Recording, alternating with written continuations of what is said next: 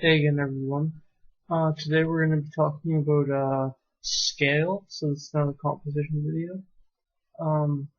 What scale is basically how big the picture looks to the human eye. Now, what I mean by that is, if you draw like a tree and a person standing beside the tree, it's not going to look that big because you know a person is like half the size of a tree. So the scale of that picture isn't that large, as it's just a small little scene, maybe a little forest or something. But I have some examples. Here's the first one. This is like an exaggerated one, a really huge scale picture.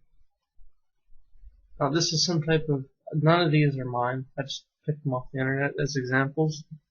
Um, this is a really large scale picture, and the composition is really good because you have your eye travels from here to here and then over to here. It's just bouncing all on the picture, but the scale is really big, and what I mean by that is scale adds a lot of things. It adds depth, stuff like that, but basically the eye can tell how large a person is. And you see the people in the foreground here, right? You know how large a person is, like 6 feet tall or whatever. So you see these people, right? And then you see this huge ship in the background, and basically that shows you, because you see the people, your eye uses that almost as reference to see how big the ship is, and it knows because it's up here that it's and there's all this atmosphere, that it's a lot farther away, which means it's even huger if you were like right next to it. And the person actually used a bunch of other things as scale, like these little ships and everything. You'd assume they're smaller than this big mothership. So that's a really good way to use scale, is basically use reference. Like, if you look at a lot of concept art, a lot of people, including myself, actually put little birds in and stuff like that because the eye can tell how big a bird is. Put in things that are familiar to people, and they'll be able to tell how large the picture is you're trying to create. This picture has a lot of depth to it just because of like everything this person's done. And let's put the city in so you can kind of tell how large this city is. It's a pretty big city. I feel like one thing though, that this like rocket shot, it kind of throws the scale off, just because I don't know. I feel it kind of like brings it together.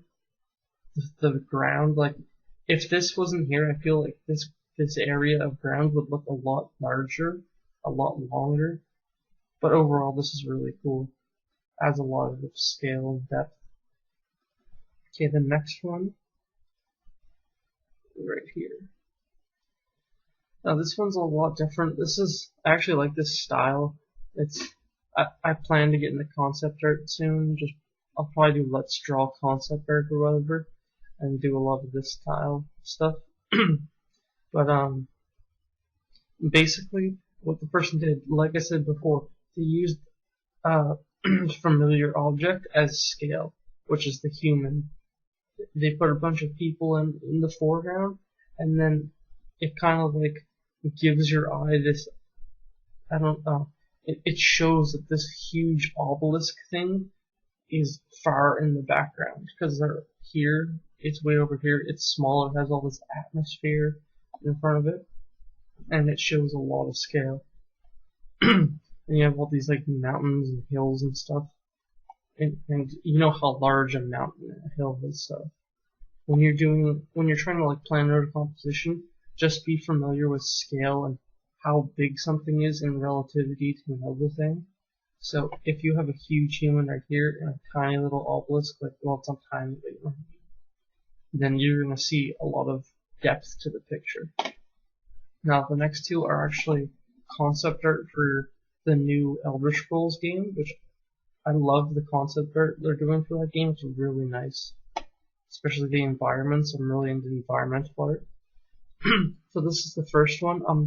If I had to guess, this would probably be for Black Marsh or something like that. A really swampy environment. I think they did a really good job on it. It's kind of like something I envisioned for the area. But you see, there's this like really big tree, which is like what they're trying to bring your eye towards. They're like kind of closing in the sides of the picture with these large trees in the foreground.